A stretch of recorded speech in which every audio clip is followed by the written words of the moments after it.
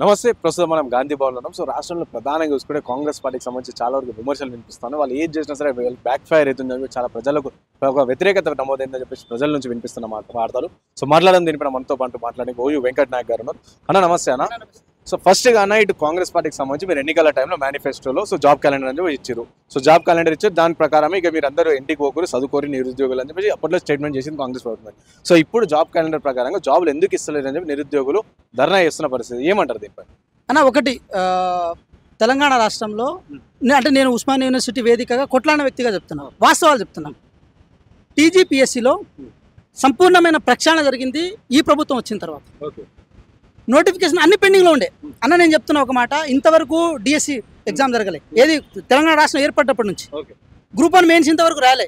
తెలంగాణ రాష్ట్రం ఏర్పడ్డప్పటి నుంచి కేవలం ఒక్కసారి గ్రూప్ 2 జరిగి ఉండే. జేఎల్ పరీక్షలు ఏదైతే ఉందో ఇంతవరకు జరగలే, కేవలం ఇప్పుడు ఈ ప్రభుత్వం వచ్చిన తర్వాత జరిగింది. ఏ నోటిఫికేషన్ గతంలో ఏదైతే పెండింగ్లో ఉన్నాయో, ఏదైతే అసెంబ్లీ సాక్షిగా కేసీఆర్ గారు ఈ నోటిఫికేషన్ నేను ప్రకటిస్తున్నానని చెప్పి అట్లే పెండింగ్లో ఉంచి పేపర్ లీకేజ్లు అని చెప్పి దాంతోపాటు ఆ ఎగ్జామ్ డేట్లు పోస్ట్ పోన్ చేసుకుంటూ చెప్పి ఏదైతే ఉన్నాయో అవన్నీ ఫస్ట్ క్లియర్ చేయడం ఈ రాష్ట్ర ప్రభుత్వం మీద ప్రధానమైన బాధ్యతగా ఉంది. ఎందుకంటే ఏ నోటిఫికేషన్ అయినా ప్యారలల్ నోటిఫికేషన్ ఉండదు, ప్యారలల్ నోటిఫికేషన్ ఇవ్వడానికి అవకాశం ఉండదు. అవన్నీ కంప్లీట్ చేద్దాం అనుకున్నాం. చాలా సగర్వంగా చెప్తున్నాం, ఇప్పటికీ దాదాపు 60,000 ఉద్యోగాల వరకు ఈ రాష్ట్ర ప్రభుత్వం ఇచ్చింది. ఏది ఎల్బీ స్టేడియం ఏదైతే ఉందో దాని సాక్షిగా ఇచ్చింది. ఆ ఉద్యోగాలు కాంగ్రెస్ పార్టీ లేదు, గతంలో బీఆర్ఎస్ పార్టీ నోటిఫికేషన్, కాకపోతే వాళ్ళు ఎగ్జామ్ కండక్ట్ చేయలేకపోయారు కాబట్టి ఈ ప్రభుత్వం వచ్చి ఇచ్చింది కేవలం 2 అంటే ఆ 10,000 12,000 చిల్లర ఎగ్జామ్స్. అది కూడా నర్సింగ్ కి సంబంధించి ఒకటి, ఇంకోటి టీచింగ్ కి సంబంధించి ఇవి 2 నోటిఫికేషన్ ఇచ్చింది ప్రాపర్ ఈ గవర్నమెంట్. మిగతాని కూడా బీఆర్ఎస్ ఇచ్చింది, వీళ్ళు ఫుల్ఫిల్ చేసారు అని చెప్పేసి ప్రధానంగా అన్న ఒక మాట, 10 సంవత్సరాల పాటు ఒక్క గ్రూప్ 1 నిర్వహించని ఒక దౌర్భాగ్యన స్థితి మీది. కేవలం 6 నెలల్లో మేము కండక్ట్ చేసినాం కదా. ఇప్పటికీ కొర్రీలు పెడుతున్నారు మీరు, మీ సన్నాసులు ఎవరైతే ఉన్నారో కొంతమంది, వాళ్ళు తీసుకుపోయి సుప్రీంకోర్టులో కొర్రీలు పెట్టడం, దాంతోపాటు ఇక్కడ హైకోర్టులో కొర్రీలు పెట్టడం లాంటివి చేస్తున్నారు కదా. అశగుణంలో చదువుకొని వచ్చినాం కాబట్టి ఆ బాధ మాకు తెలుసు. ఎస్, ఏదైనా చిన్న మిస్టేక్స్ ఉండకుండా ఏది ఉండదు, ఏదో ఒక మిస్టేక్ ఉండొచ్చు కాక మేము కాదని అంటలేము. కానీ ఈ రాష్ట్ర ప్రభుత్వం వచ్చిన తర్వాత ఏ విషయంలోనైనా సరే చాలా చిత్తశుద్ధితో ఉన్నది. మహేందర్ రెడ్డి గారిని పెట్టడం ఏదైతే ఉందో వారి మీద ఒక చిన్న ఎలిగేషన్ లేదు, ఒక చిన్న మచ్చ లేదు. అదేవిధంగా బుర్రా వెంకటేశ్వర గారు మీకు తెలియదా, అంత నిజాయితీ గల వ్యక్తి, ఆయన తీసుకుపోయి ఈరోజు టీజీపీఎస్లో పెట్టినాం. ఒక ఎలిగేషన్ అయినా వారి మీద ఉన్నదా? అంత ట్రాన్స్పరెన్సీగా జరుగుతున్నప్పుడు ఇటు జాబ్ క్యాలెండర్ అంటున్నారు కాబట్టి ఒక జాబ్ క్యాలెండర్ మీద నేను క్లారిటీ ఇచ్చే ప్రయత్నం చేస్తాను. అన్న ఒక మాట మీరు అర్థం చేసుకోండి, ఎస్సీ వర్గీకరణ అనేది ఒక ప్రధానమైన అంశం. ఎంతోమంది దళిత బిడ్డల ఆత్మగౌరవం.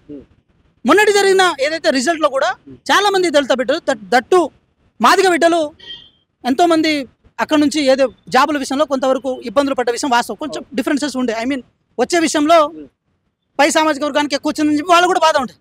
వాళ్ళని రెమెడీ ఇవ్వడం కోసం ఈ రాష్ట్ర ప్రభుత్వం రాబోయే నోటిఫికేషన్ జాబ్ క్యాలెండర్ ఏదైతే ఉందో దాంట్లో ఎస్సీ వర్గీకరణ ఇంక్లూడ్ చేస్తాము.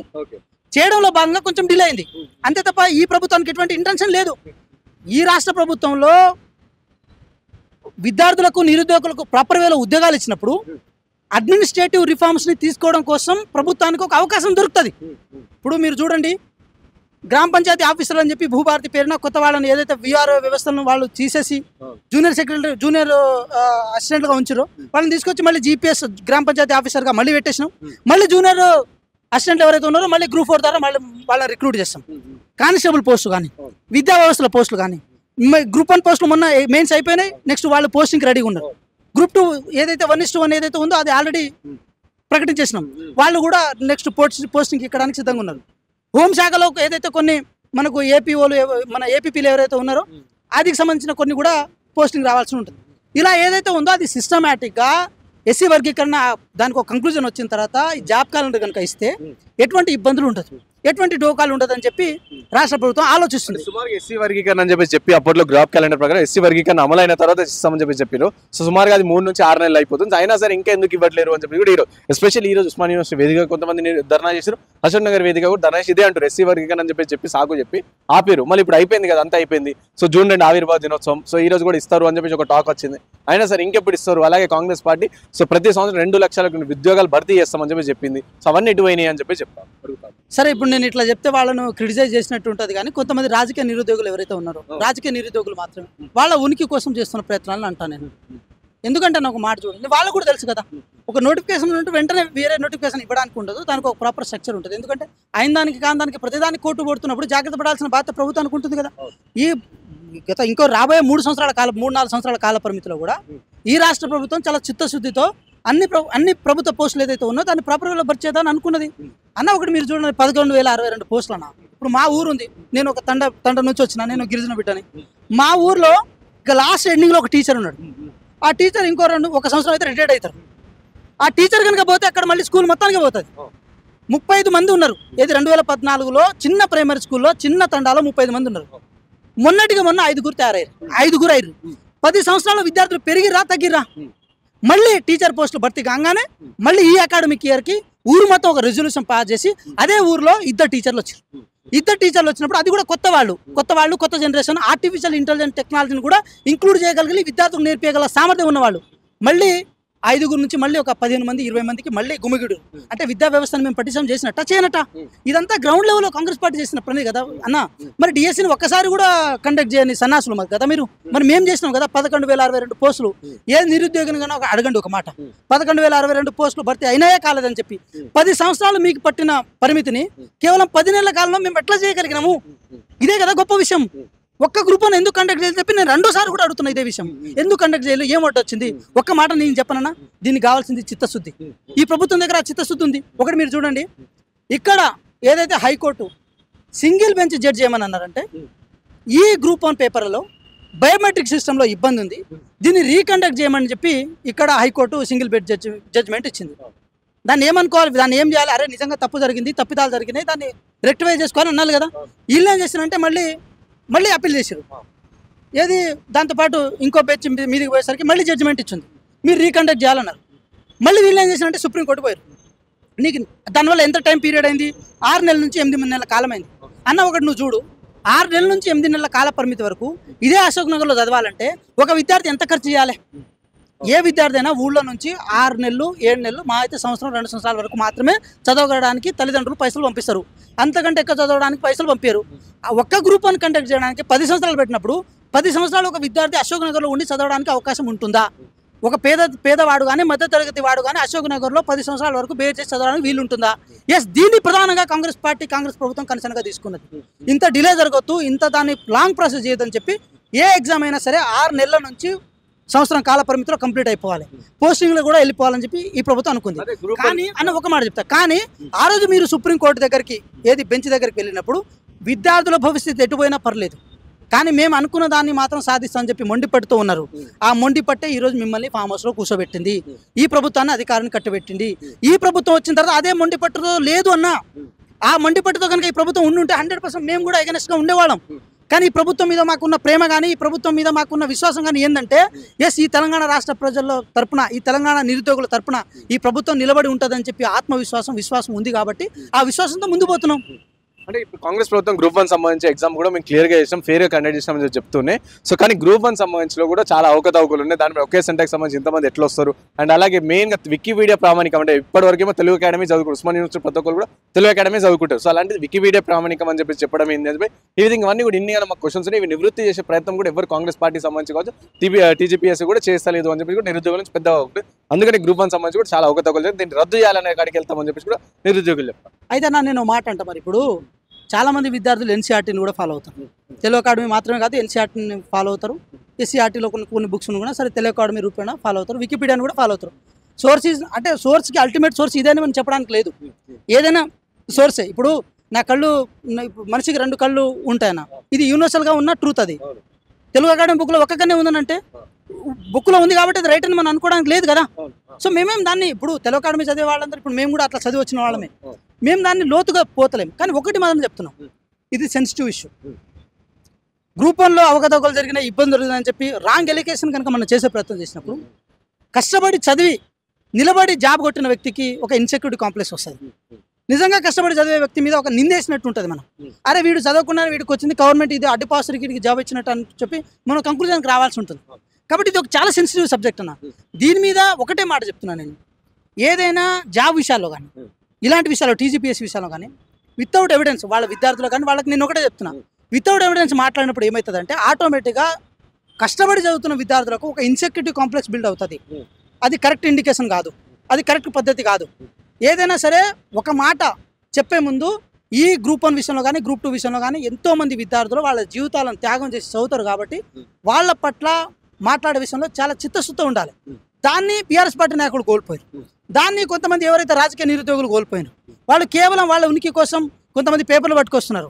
దానిలో ఉన్న కేవలం లోపాలు చుట్టే తిరుగుతున్నారు. ఇదే విషయం మీద 19 మంది సుప్రీంకోర్టు పోయినప్పుడు సుప్రీంకోర్టు కూడా ఇదే మాట చెప్పింది. అయిన దానికి కాని దానికి అడ్డగోలుగా మీరు వస్తున్నప్పుడు దీని మీద ఏమని తిరిపియమంటారు, మీ కనీసం మీ మీద నెక్స్ట్ సార్ కనుక మీరు ఎట్లే వస్తే మాత్రం మీ మీద 100% యాక్షన్ తీసుకోవాలని చెప్పి సుప్రీంకోర్టుకి చెప్పింది. అంటే దీన్ని బట్టి ఏం అర్థం చేసుకోవాలంటే ఇది చాలా సెన్సిటివ్ ఇష్యూ. దీని మీద ఏదైనా నిరాధారణ ఆరోపణలు చేయొద్దని చెప్పి వాళ్ళకి ఎన్నిసార్లు వారించినా కూడా, ఎన్నిసార్లు మొత్తుకున్నా కూడా ఇప్పటికీ ప్రభుత్వం మీద కానీ ఏది టీజీపీఎస్సీ మీద కానీ బదనాం చేస్తున్నారు. కానీ ఒకటే మాట నేను చెప్తున్నాను, ఉద్యోగాల విషయంలో డోకా లేదు, జాబ్ క్యాలెండర్ విషయంలో డోకా లేదు. అసెంబ్లీ సాక్షిగా బట్టి విక్రమార్క గారు జాబ్ క్యాలెండర్ని రిలీజ్ చేస్తామని చెప్పి అన్నారంటే దాని అర్థం అసెంబ్లీ సాక్షిగా చెప్తే, ఒక చట్టసభ నుంచి చెప్తే దానికి ఒక శాంక్ట్ ఉంటుంది, దానికి ఒక అర్థం ఉంటుంది, దానికి ఒక విజన్ ఉంటుంది అని చెప్పే ప్రయత్నం చేసినాం. అది మాకున్న చిత్తశుద్ధి. అంటే అదే బట్టి విక్రమార్క గారు 1:100 చేయాలని చెప్పేసి, కానీ 1:50 చేసింది కాంగ్రెస్ ప్రభుత్వం అని చెప్పేసి కూడా చెప్తాం. అది మళ్ళీ వేరే రేషియో అన్న. ఇప్పుడు మళ్ళీ నేను అదే అంటున్నా కదా. సో అప్పుడున్న పరిస్థితులు ఆ జీవోని బట్టి అట్లా చేయడం జరిగింది. తర్వాత కొన్ని మార్పులు చేర్పులు జరగడం జరిగింది. ఆ మార్పులు చేర్పుల ఆధారంగానే గ్రూప్ వన్ అధికారం రాకముందు ఒక లెక్క, అధికారం వచ్చిన అసలు ఛాన్స్ లేదని నేనేమంటున్నానంటే, టీజీపీఎస్సీ ఎంత టీజీపీఎస్సీ అయినప్పుడు కూడా కొంచెం డైరెక్ట్ గానీ ఇండైరెక్ట్ గానీ ఒక authoritative body UPSC. So UPSC యొక్క గైడ్లైన్స్ కానీ యూపీఎస్సీ యొక్క ఆదేశాల రీత్యా కానీ టీజీపీఎస్సీ పనిచేస్తుంది. ఎందుకంటే సిలబస్ విషయంలో కానీ కరికులం విషయంలో కానీ అవి ఫాలో అయ్యి ప్యారల్గా ఉంటాయి కాబట్టి. మిగతా రాష్ట్రాల్లో పారామీటర్లు కూడా తీసుకోవాల్సిన అవసరం ఉంటుంది. కాబట్టి మంది ఎక్కువైతే మజ్జిగ పలచకైనట్టు దానికి మనం ఎక్కువ రేసులో తీసుకున్నా కూడా ఇబ్బంది ఉంటుంది. అప్పుడున్న పరిస్థితుల్లో అట్లా తీసుకోవడం జరిగింది. కానీ రాష్ట్ర ప్రభుత్వం వచ్చిన తర్వాత కొన్ని జీవోల మార్పుల వల్ల అట్లా తీసుకోవడం జరిగింది. నెక్స్ట్ టైం ఏ ఎగ్జామ్ జరిగినా కూడా ఎటువంటి ఇబ్బందులు లేకుండా ప్రాపర్ వేలో దాన్ని మేము కండక్ట్ చేయడానికి సిద్ధంగా ఉంటాం. ఈ ప్రభుత్వం చిత్తశుద్ధి ఉన్న ప్రభుత్వం. పేపర్లు అమ్ముకునేంత నీచ సంస్కృతి ప్రభుత్వానికి లేదు. ఉద్యోగాలు అమ్ముకునేంత నీచ సంస్కృతి ప్రభుత్వానికి లేదు. పిఏలకు పేపర్లు ఇచ్చి వాళ్ళ ద్వారా విదేశాలకు పంపించేంత నీచ సంస్కృతి ప్రభుత్వానికి లేదు. ఈ ప్రభుత్వం పారదర్శకత్వంతో పనిచేస్తుంది. గౌరవ ముఖ్యమంత్రి గారు ఉద్యోగాల విషయంలో చాలా చిత్తశుద్ధితో ఉన్నారు. ఎందుకంటే ఏ ఉద్యోగాలు ఇవ్వకుండా ఈరోజు బీఆర్ఎస్ పార్టీని ఫామ్ హౌస్కి పరిమితం చేసిందో ఆ ఉద్యోగాల పేరునే కాంగ్రెస్ ప్రభుత్వం ఏర్పడింది. ఆ ఉద్యోగాలు ఫిల్ఫిల్ చేసి తెలంగాణ నిరుద్యోగుల రుణం తీర్చుకోవడానికి ఈ ప్రభుత్వం కంకణబద్ధులై ఉన్నది. సో ఇంకో విషయం, ఇటు ఈ ప్రభుత్వం కూడా అంటే ఒకవైపు అంటే ఇటు ఉద్యోగ నియామకం సంబంధించి రిటైర్మెంట్ ఏజ్ 1 year పెంచుతామని చెప్పేసి కూడా ఒక వార్తలు వస్తాయి. సో దాని పట్ల ఏమంటారు అన్న? ఒకటే, మధ్యలో ఏదైతే ఒక 5,000 మందిని ఒకేసారి అందరిని తీసేసిన తర్వాత కొంతమందిని, ఇప్పుడు ఫర్ ఎగ్జాంపుల్ చెప్పాలంటే మీకు మెట్రోకి సంబంధించిన ఎక్స్పీరియన్స్ పర్సన్ ఉంటారు, పర్టికులర్ ఇరిగేషన్ శాఖకి ఎక్స్పీరియన్స్ పర్సన్ ఉంటారు. మరి రెవెన్యూలో ఉన్నారనుకోండి, సీసీఎల్ఏ ఉంది, సీసీఎల్ ఒక పర్టికులర్ ఒక ఎక్స్పీరియన్స్ పర్సన్ ఉంటారు. ఏది మన చట్టాలు రూపొందించడంలో కానీ టెక్నికల్ ప్రాసెస్ రిజాల్వ్ చేయడంలో కానీ వాళ్ళు ఉంటారు. ఏజ్ అయిపోతుంది, అనుభవం ఉంటుంది.